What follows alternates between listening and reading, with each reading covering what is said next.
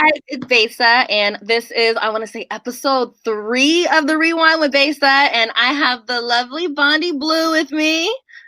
Do you want me to call you Bondy? Bondy Blue? Like, you can call me Bondy. That's okay. fine.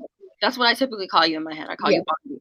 So what some of you guys obviously don't know is that I've been following Bondy for you on YouTube for years, and I thought this would be a good time to kind of check in with you, see how you're doing. Like, there's been so many like changes going on through COVID, freaking the election, different YouTube rules, and then like with reality TV being a lightweight dub, just kind of wanted to check in and see how you're doing. So first of all, you're in New Orleans, so what is the vibe down there right now? The vibe in New Orleans is basically we're wearing masks, but we're still like living as if nothing has happened. Like a lot of people are still kind of not being that safe about the way they have get-togethers and the way they come into large, groups of people without masks. Like I still see that happening, but all in all, like a lot of us are being responsible. And in most places that you go, you have to have a mask on to even enter. So, people are having to adapt to that. So it's not that big of a deal. You know what I'm saying? As I see in other places where people are like freaking out, like, I don't want to wear a mask. Like it's not all that here. Like, even the Republicans are like, I'm just going to wear my mask to go to the grocery store. It's not a big deal. Yeah. Are you guys having like another lockdown anytime soon? Girl, we just went on another 4-week lockdown. So restaurants are back down to 25% capacity. And if you are really in the mood for restaurant food, you have to eat it outside. And girl, I live in Seattle. No one's eating outside right now. It's nasty. It's always raining and cold, right? Yeah, it's super rainy right now. It's super gloomy outside. Like it's definitely fall. There's leaves everywhere. Like it's puddle season, if you will. Yes. We have that issue here as well. We've just been having a lot of hurricanes. Like there's another one in the Gulf. I mean, not the Gulf, but in like the Caribbean, I think right now. So it's kind of like, oh, great, hurricanes during Christmas. In general, like during this time, we're peaceful. We don't have all these issues. But we wanted to get out of that Paris Climate Accord, that they were doing. So now we have more issues than we used to. It's annoying. And everyone's like, oh, there's no climate change. There's no global warming. I'm like, stop lying. Do you like this? I don't know how you can live here and feel that way. Like, no, this is definitely not what we are used to.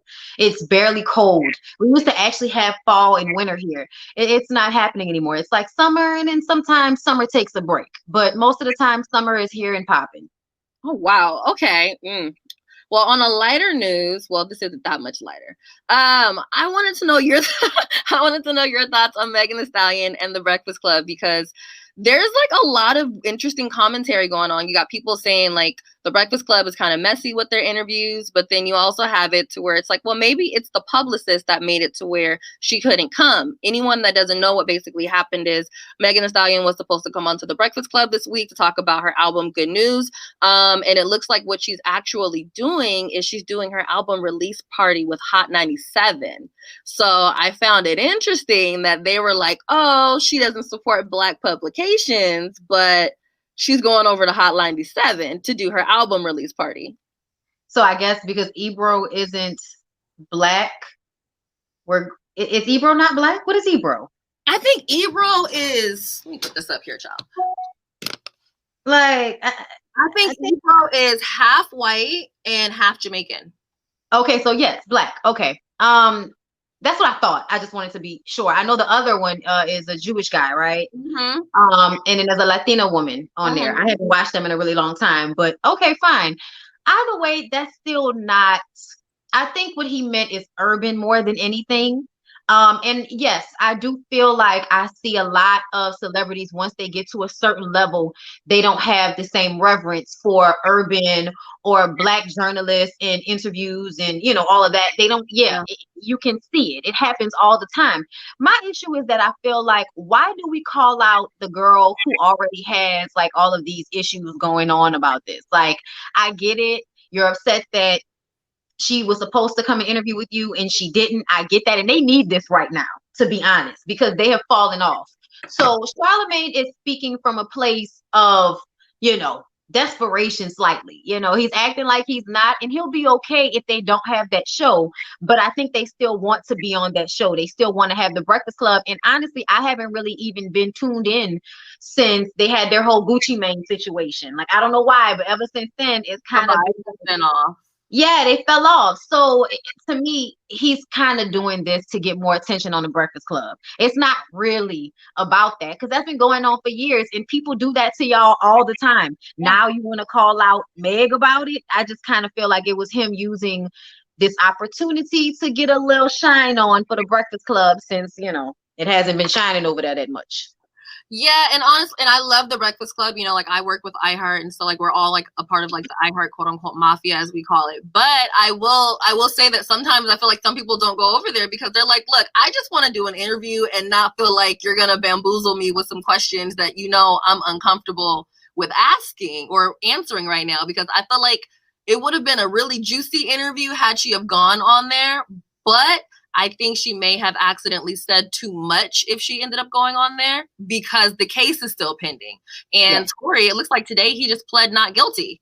So I think that there's a reason why, like, they're just like, I don't know, we don't know what you're going to ask, so we're just not even going to take a chance. I do think there's that. And I also feel like, how do I say it? I feel like Charlamagne and them are kind of like assholes a little bit. And I feel like, just like you said, like nobody wants to deal with that when everybody is already coming at your neck.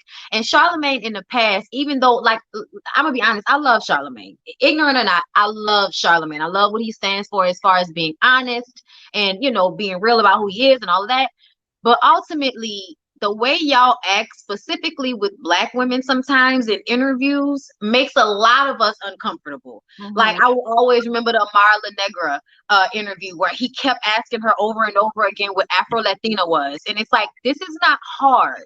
You know what I'm saying? So I feel like with all of the stuff Meg has going on, just all of the jokes and stuff that they make online, yeah. I wouldn't have went on there either. Yeah, I think it would have just been bad timing, because I feel like right now she's trying to edit her own personal narrative. So it's like going on there and then all of a sudden being potentially bamboozled with a question that she doesn't want to answer. I just feel like she didn't want to deal with it. And maybe her people didn't want to have to clean that up. Other news, I want to say this week is one of the finales, or a new episode of Love After Lockup comes on. Mm-hmm. I did not start watching that show until I started watching your reviews for it. I was like, what is this show about? Just what is it about? So I watched like 3 of the freaking reviews, and I was like, you know what? Let me go check out the episode. I've been hooked, okay? I sit on my ass every single Friday. I wait till it hits 6 o'clock. Sometimes I watch it 2 times because I might have missed something crazy. And so far, all I can say is, Poe Dylan. Poe Dylan. And... Oh, Lord. I've come a long way, Besa, and I try very hard not to say certain things about people when I feel like, that about them. But Heather, Lord, Heather has definitely put her thing, her mouth on some things in the past that, had smoke coming out of it, and it wasn't a good thing. You know what I'm saying? Like, I don't want to call somebody a crackhead, but it's just something's not right and lightweight. And I feel like Heather has moments where she could be cool, but it's like, did you really get mad off of that, sis? Are you really about to get this man arrested over that, sis? Girl, the way she acted with her aunt, I was just like, this lady can barely breathe. She is not gonna steal your man.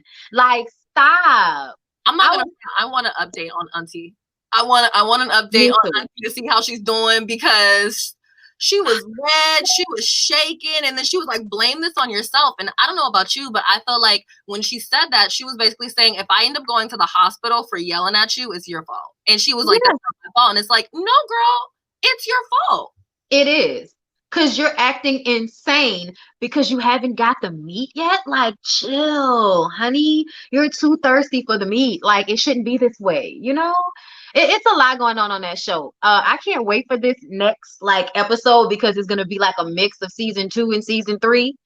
And I'm just excited to drag Destiny more because she just always gives me so much. Destiny is the one that dates the dude with the 6 kids, right? And was like, Yeah, oh, you're the first of all, how old are the damn kids? Since you're thinking that they're old enough to talk to communicate right. on their own. And then second of all, girl, how did you find out that she got kids? Somebody commented and told me under the comments. You know, people are always DMing me and commenting and sending me tea. I had no idea about with these people. And not only that, but I heard, and I haven't read this yet, but I heard that Michael and Sarah got arrested for child endangerment or something like that. You know what's so interesting about this show? Who was I watching? I don't know if it was you or this other girl that does like really, really long reviews. But she was saying, you know, everyone's over here talking about, I want to say Sarah, but she was like, what about the gate that's around the fridge at his house? Wait, whose house? I think it's Sarah, the one that the guy was like leaving like little money here and there for like her to pick up when apparently there's like a gate around the refrigerator or something like Oh, that. that's John and Christiana? Well, John and Christiana. So there was a gate around his refrigerator? I guess he had like a lock on the fridge, and I was like, "What?" I didn't notice that. I didn't have time to go look back in it, but she I was like, "I didn't. have questions about that." And then she was talking about like, and why does she have to go sleep downstairs? And then I didn't catch that part either. And then she was like, and then she goes, and who else is downstairs? Because when I rewatched it, you see that there's cans all over the place. And when I thought about it, he said you can sleep downstairs in your sister's room. And there was like cans all over the place. So she was like, why can't she sleep in your bed? Right. I was like, what's happening there? Yeah, I missed that because y'all know I watch for the the actual like storyline and not for the little nuances because you can be making your notes. Period. I missed that. I'm gonna have to watch it back. Was that on the last episode? I don't think it was the episode where where she came back home and like her mom was sitting on the couch crying and then she goes in the bathroom and she's like hugging probably like the episode before last. These past like 2 episodes. Mm-hmm. Something about the sister though. She makes me feel like she wants to push Christiana out of the way so that she can steal John. I don't know why, but that's the vibe I get. Either that or continue being taken care of because it seems like as long as she's away, she's gonna at least always have a place to stay because obviously the sister is downstairs. There's beer bottles everywhere and all of that good stuff. Okay, and everybody has been in a penitentiary in this house, so only Lord knows what's going on there. And then one last thing, what the heck do you think is gonna happen with Quaylin and Chevelle? Oh my God! So it said that they were still together and he was in Kansas City.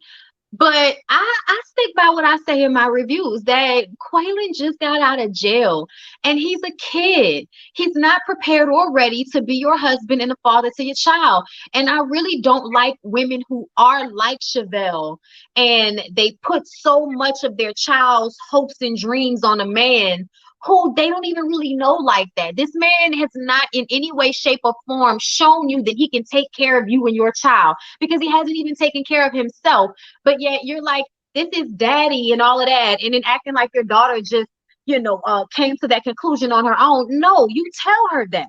You call him daddy in front of her. You make her feel like this is about to be a parent. And then you use her to try to trap him. Like, I don't like none of that. I don't like none of that. And I don't believe that Chevelle hasn't done this in the past. She was talking about, I don't really bring people around my child like that. Lies and bullshit. Yeah. Lies and bullshit. I don't believe it. But I think eventually they'll break up, to be honest. And I'm not even going to front. Like, there was that moment when she's sitting down with her daughter and she goes, do you miss Quaylin? And she goes, oh, your boyfriend? And it was almost like, oh, yeah, I'm supposed to say yes. And then he comes in and she goes, you're my daddy and you're my mom. I was like, I'm sorry. That is that to that child. You told her to say that because first of all, I feel like she knows that Quaylin's going to watch it back and see that she's like, oh, yeah, I miss him. But first of all, she looked mad confused when she was like, yeah, she missed Quaylin. It was like, oh, sorry, my cue. Let me make sure I stay on cue here. And then also, I'm pretty sure that she knew that whenever Quaylin came back and she's like, you're my dad, you're my mom, he's going to feel bad. And I think it's so important for people to remember that when people are locked up, for him, he was locked up at like, what, 18, 19? Right. And now he's 28. Yeah, he looks like a grown man, but he never had time to live life as a grown man. He's been told what to do all his life. He's always been like, go to sleep, wake up, go wash your butt. You can come out now. You can go outside now. No, you're on lockdown. Punishment is punishment for real, for real. And you think that he's ready to take care of your daughter? Not even ready to take care of himself. Period. You know what I'm saying? Like, you don't buy him a car. He ain't got no license. She done he was like fresh in Texas. I was like, where'd he get those shoes? Right. Listen, I think that one of the main issues is all of the women in Quaylen's life that are ready to take care of him. From his mom, his sisters, Chevelle. That is not going to help him be an independent man. And I hate that that doesn't even sound right when you say that, because we're so used to men taking care of themselves. But no, like, a lot of these men are not independent, and Quaylen is not independent, and he's not going to be as long as everybody wants to, do this. Quaylen, let Quaylen go and take care of himself, find a job, get his own place, be his own man for a little while before you expect him to carry the weight of you and your child. Girl. Oh, Chappelle. And that's why I'm like, oh, girl, see, this is why I don't have no kids, because I don't want to have to deal with that. You know what I mean? First of all, you have to figure out when the kid can even meet the person. And second of all, it's just once they do you have them call them dad? Like, I don't know. It's that dynamic that I just don't want to deal with. I feel like it's very clear. Until you want to be serious about a person, keep that, away from your kids, so that they're not always seeing people coming in and out, in and out, in and out, because that's not a good thing either. It's very unhealthy, and I feel like it causes unhealthy habits, which hopefully her daughter does not partake in as she gets older. But we'll have to see what happens there. Lastly, in Hot Topics, Kevin Hart dropped a new freaking comedy show. I want it's called like Zero Fucks Given or something like that. Yes, hilarious. But it is what it is. I liked it. It was hilarious. Favorite, but it was very topical. When he said, I spent $20,000 on masks, I was like, yeah, I feel you. Yeah. I felt topical, but I think that some people might have expected more, and I think some people are kind of a little bit more hung up on him being like, oh yeah, my daughter's a hoe, or like my son is like retarded or whatever. But I'm like, he says that stuff all the time. Like, what are we talking about here? Like, do we just have more time to think about the inappropriate? He also called himself a hoe. He also called himself a hoe, and he also said he was also stupid, and he said he's doing great for himself. He was like, stupid does good in my family, so I think it's jokes, and I really would like for people to stop listening to comedy routines with a sensitive ear. Like, they felt the same thing about Dave Chappelle. I watched Dave Chappelle do Saturday Night Live and heard him say women don't deserve to get paid the same amount of money as men. It's a joke. I didn't take it to heart. Yes, I cursed at him through the screen, but was it any less funny? No. Okay? Like, no, it's still funny. You know what I'm saying? So I just kind of feel like at the end of the day, people need to just chill the hell out. I enjoyed it. I actually thought it was genius to do it in his house with the pajamas. His house is beautiful. We get to see him and the kids and the wife and all of that. And, that shit is cute and grandstanding and, all of that. But ultimately, his stand-up was, I believe, honest and funny. Anytime somebody can honestly say that I think so highly of myself that I can't, when he was talking about at his kid's school, and now he was like, no, I'm not going to be the greeter. He was like, Alfonso Rivera, that's your greeter. I was like, right. I was dying laughing. This is not my job. Sorry. Right. I enjoyed it. Well, I'm happy you liked it, because I ended up watching it twice. I was like, hold up, there's some new Kevin Hart out here. Let me go smoke real quick and go get my life. I actually like Kevin, though. A lot of people don't like Kevin because of his shenanigans and all of that. And I don't think anybody's perfect, but I'm a huge comedy fan. So anybody that makes me laugh, I'm gonna love. So I really have a lot of love for Kevin, even though he can be obnoxious and pretentious and a bit of an asshole. But he's a short man with money. So what do you expect? And on top of that, I feel like at the end of the day, one thing that you always say, which is something that I'm able to do, is I can separate the artist, the celebrity, from the actual person. It's like the person that played on whatever movie is not the same person that you're going to meet in person. That's why whenever people see, what's that guy's name that plays Ghost, they be like, what is this? Who is Amari Hardwick. I'm like, he's just a good ass actor, you guys. Like, come on now. Right. Like that's what he does. And everybody forgets that the people that are good ass actors were the theater kids, okay? Mhm. Like they were the theater geeks that you may not have necessarily thought were so fine and cool when they were in high school. But this is who they are now that Period. this has started to pay off for them. You know what I'm Period. saying? And they hold on to that. Amari Hardwick is definitely holding on to people maybe not being as attracted to him when he was younger than they are now. Mm-hmm. I agree. I agree. Because when you get that glow up, it's like, oh, now you want me? Too bad. Right? Because I got money, now you want me? All right. Mm.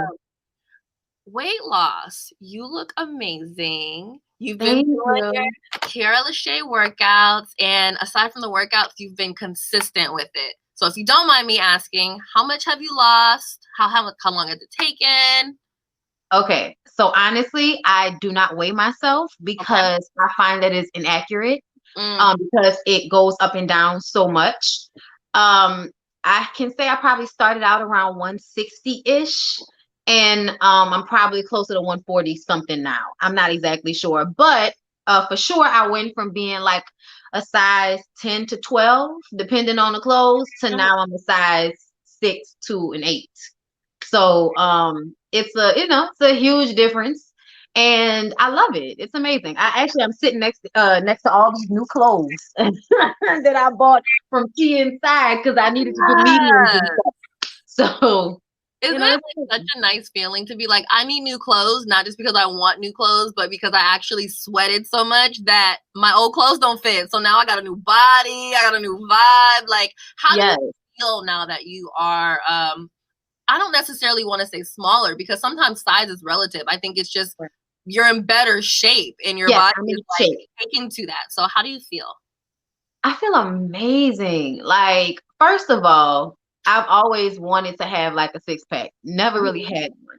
And now I'm getting like closer to that. And, I have a goal and I'm pushing myself every day and doing the challenges. And I've always been someone, everybody always asks, like, do you diet? It's like I'm never a diet person. I'm more so of a lifestyle changing type of person. And that's why I wanted to do this in the first place.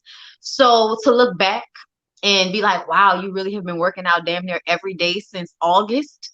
Like, it's an accomplishment. And it feels good when I look in the mirror. It feels good, how I look in my clothes now. And I feel like with what I do, it works. You know what I'm saying? I'm a visual person. You see me on social media, I'm on YouTube. So being in shape, being more appealing to people Mhm. is good for business. So I feel like in every way, shape, or form, my sex life, everything, it's all it's all better because I'm working out. Do you think that you would have still been able to do these 30-day challenges if it was like, the technical working out that you do when you got to go to the gym and you work out with the machines? Because with yours, it looks super fun. You're learning new dances. You're like, okay, now my body can do this. Oh, finally, my knees are strong. Like, I feel like it's a different kind of like effect like that. And I'm like, Yes. I need to do that.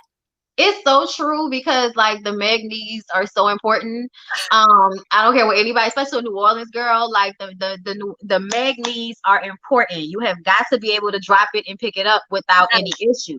So I'm actually like that's one of the best parts about this is my actual strength, and it's more so about that really than the look. I mean, the look thing is of course, yeah, that's the shit. But to me, I would have probably it wasn't the challenges that really kicked it off for me. So in that space, I would say probably not. If I had to go to the gym and run, or if I had to start off doing burpees and all of that, I Mhm. probably wouldn't have stuck it out. So the dancing that we do with Kiara Lachey's workouts and primarily with her live, she started doing lives during the pandemic. And Mhm. that's when I was like, okay, well, she does these Monday, Wednesday, and Friday. That'll be the days that I work out.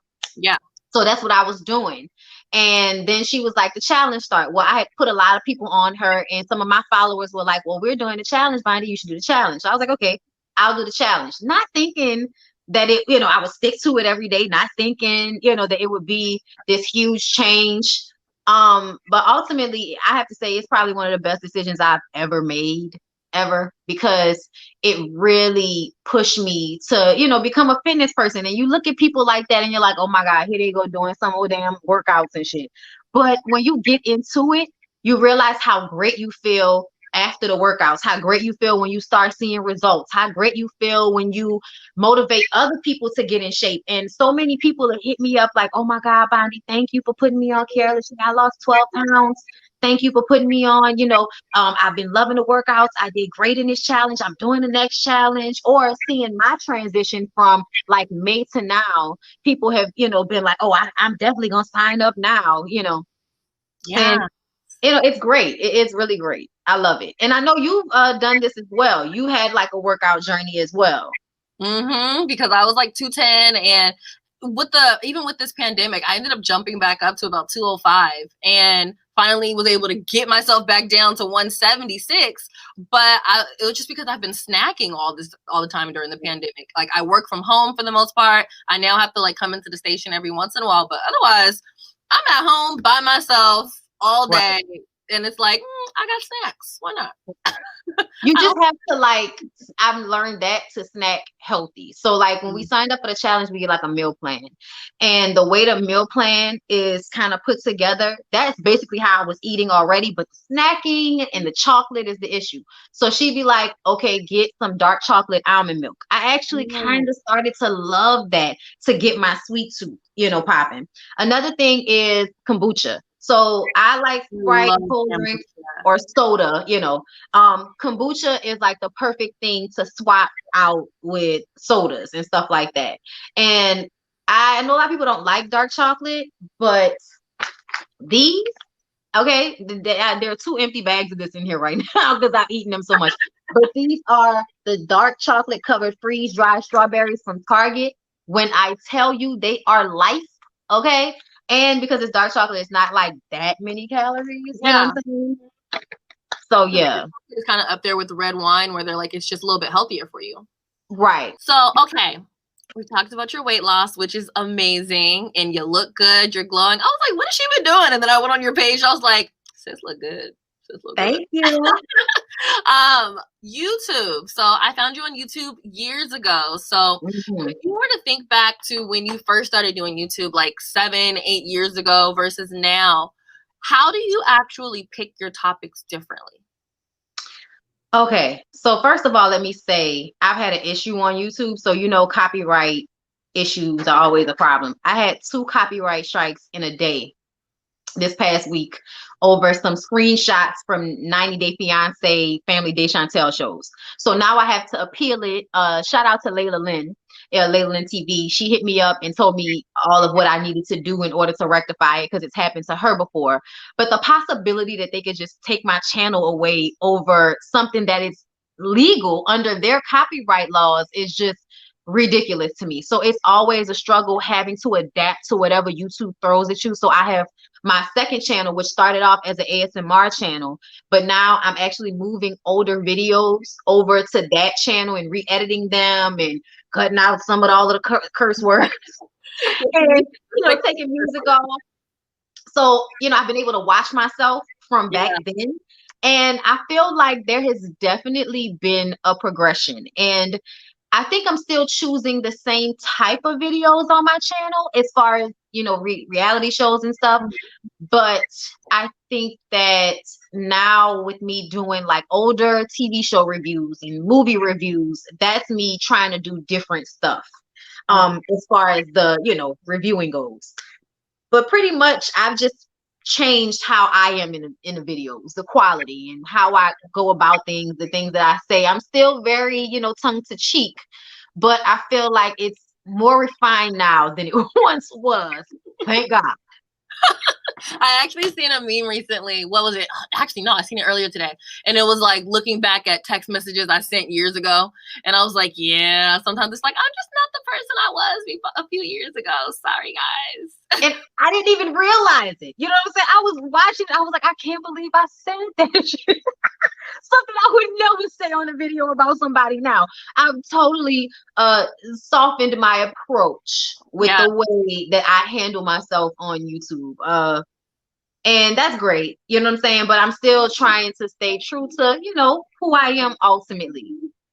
Now, in the beginning, what made you get on YouTube and like give it that shot? Okay, so I'm sorry.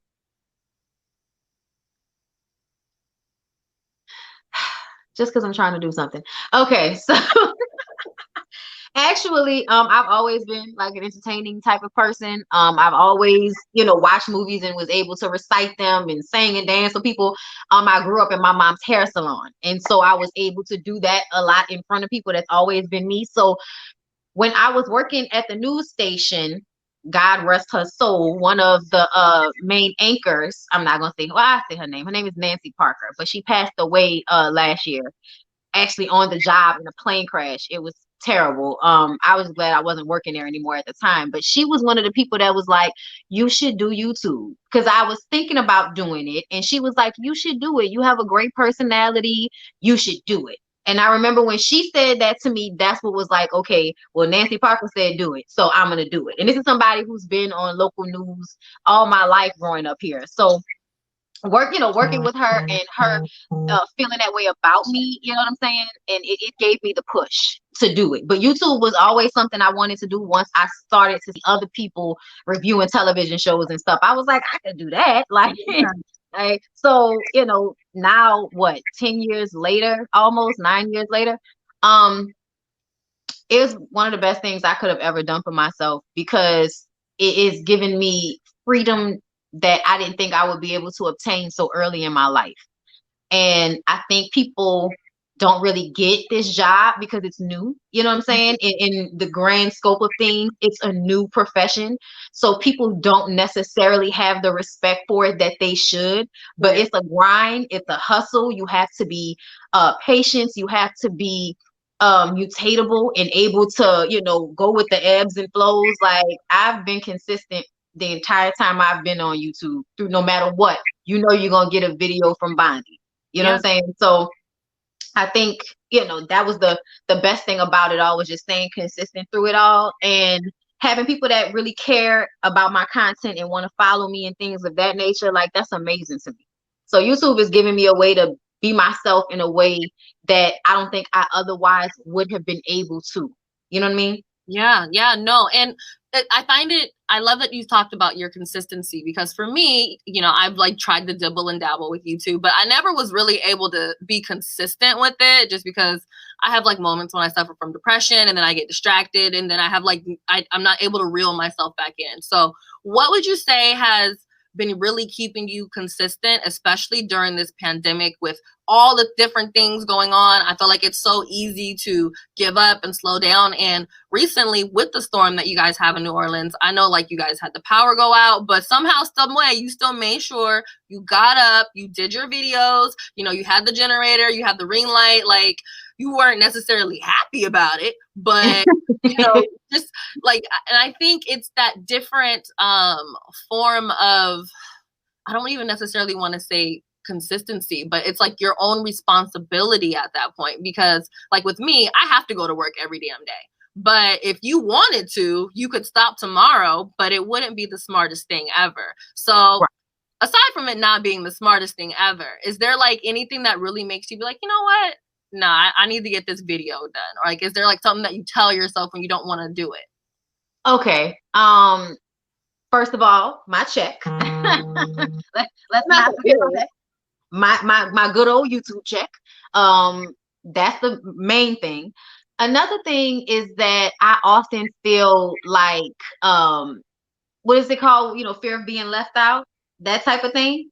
So, the shows, if they happen, like I have to stay on my schedule. Like I will be freaked out, anxiety filled if I get too far behind. And that's what really keeps me going because I do videos every few days. So I have stuff that I have to get done because if I don't get it done now, it's all piled up on me. And I don't like to skip episodes anymore. If I say I'm going to do a show, I'm going to do the show. You're going to get every episode unless something happens. And then I'll still combine it in one video. No matter what, we're going to talk about it. So basically, over the years, out of habit, you know what I'm saying? Out of habit that I need to get it done. But also, this is my business. You know what I'm saying? This is what I do. This is what I like to do. So even the days when I don't feel like doing it, it's still like my favorite thing to do. Like I watch TV, I talk shit about it, and I get paid to do that. like that's insane, It also made space for me to tap into other areas of creativity. You know what I'm saying? With my photography and stuff like that. So I really hope that I'm able to continue on from this point and continue to get, more notoriety. I'm trying to make my 100K. It's been a long time coming, child. But I'm like 20,000 away from 100K, and I'm, looking forward to it because I know it will happen if YouTube don't play about my channel. But yeah, it's just I have to do it. I have to get it done. And then one last YouTube question. What advice do you have for someone that might be a little bit shy and feels a little bit awkward about talking to the camera? Because I know for me, like, that was the hardest thing for me. I'm used to it now, but what would be like a train of thought that you would tell them to be like, okay, yes, you're talking to a camera in a room by yourself, but zone out, man. When I get up there to do it, even if I have notes, people are in the room, whatever, there's a switch that goes on. So I'm looking at this camera lens, my eyes aren't even focused, but I'm running within my mind as if I'm looking straight at you. So just remember that the easiest thing about this is that nobody else is in the room with you. So if you make a mistake, edit it out. Yeah. I definitely would say the first thing you should do is learn how to edit. So when you rewatch yourself, you can make the appropriate changes, learn from what you're watching, fix things, whatever. And then when you become comfortable with what you're doing and you can just run this, then I would say do lives and stuff like that. But for the most part, just understand that YouTube is not the same thing as life. So you have to entertain people no matter what you're doing. Remember that somebody's going to watch this and they're going to decide whether they want to see what you're saying in the first 10 seconds of the video. Period. You know what I'm saying? For the most part. So just remember that when you are engaging. You know what I'm saying? Like, you have to remember that there's somebody you're talking to on the other side of the screen and you want them to like you. So remember that. You know what I mean? But also remember that YouTube is a place where everybody has an opinion and they will give that opinion whether it is asked for or not. So keep in mind that don't deep dive into your comments, all the time. That's another thing I would tell people, especially if you have a lot of comments. Don't always deep dive into that shit because it will definitely mess with your self-esteem. Girl, I definitely almost didn't put out an interview recently. I was like, damn, that's rude. I had to turn off the comments during the interview. Like, people do the most and wouldn't have the strength, the know-how, capability, gumption, anything to do what you do, but have all of the critique in the world for it. I mean, that's why a lot of this is learning how to ignore criticism, because not all criticism is valuable. Period. Let's jump into 5 randoms. These are pretty quick. What advice do you have to couples trying to stay together during this pandemic? Have sex. Lots of it, if you can. I could concur with that if I had somebody. Favorite artist to play when you're in a good mood? Oh, I mean, that's hard because it's 2 people actually that we go back and forth with, but Meg Thee Stallion and Big Crit. I know that's right. If you could pick anyone's brain for a day, who would it be? Oh, yeah, probably Beyonce. Easy. My husband is answering the questions for me because he knows me. I was gonna say Erica, but Beyonce is a better option. You're right about that. I would much rather pick her brain because I feel like give me the game, man. Like, right? Hell yeah. And then if it wasn't a lockdown, what would you have done this year? Traveled. Same. Went out of the country. 3 misconceptions of Bondy Blue. 3 misconceptions. Oh, I guess one that angry Black woman, I guess. Maybe no. How do I say that? I mean, I could see why someone would say that about you, but I don't see that in you. I just see, because I know it's just a snapshot of you in the video. Yeah. And sometimes people assume that is the everything. Like, this is like, holy 30 minutes of my damn day. Right. And we're talking about something specific here. This is not the whole of my existence. But I would say for one, I think people think that I'm a bitch. I think people think that I'm hardened and that I don't have feelings sometimes. And I think that they think I'm better than them in some way. I heard that a lot throughout my life. Oh, you think you all that, you think you better than somebody. That is how they translate my confidence and me Mm. not feeling the need to change myself around anybody. That translates to people feeling like, oh, she thinks she too much and all of that. And I'm like, well, I guess that's not necessarily a misconception, but the way you think about it is. Yeah, and sometimes I feel like whenever people think that, it's just that is you showing your own personal insecurities because my confidence is so loud that it's making you uncomfortable because you're not able to be this way ever except for when you're by yourself. So that's a really good misconception. It's like, oh, you mad because I like me, sis? Oh, all right. Okay. Period. I want to thank you so much for joining this episode of The Rewind with Besa, Bondy. I'm happy this was our first time that we were able to chat. I was able to get to know you a little bit better and pick your brain on a couple of my favorite shows.